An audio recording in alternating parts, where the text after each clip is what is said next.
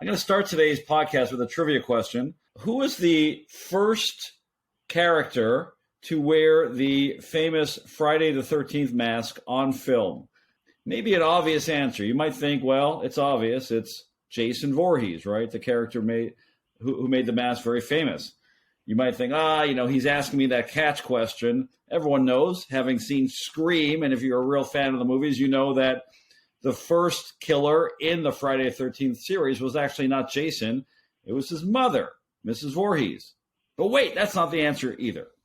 How many of you knew that the actual first person to ever wear the famous hockey mask, one of the most famous masks of all time, certainly one of the most famous props of all time, is none other than the character Shelly, as portrayed in Friday the 13th, Part 3.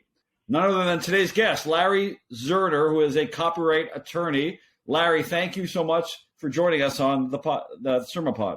18-year-old wannabe actor, studying acting. I was a theater major here in Los Angeles college, and had a job on the weekends handing out movie tickets to sneak previews of movies.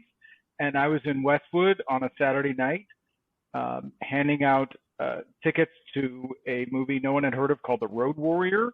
And I was approached by two people who asked me if I was an actor. And that was a strange question to be asked. And I was like, yeah, I'm an actor. And they said, well, we wrote this movie and we think you'd be perfect for it. And it turned out I was pretty much exactly how they had pictured this character of Shelly, who's kind of fat and has a big afro and is dorky and a wannabe actor, and that sort of described me to a T. And from that, I got an audition, and I went in and auditioned, and it was meant to be because I got the role. And that's how I got to be in Friday the 13th Part 3.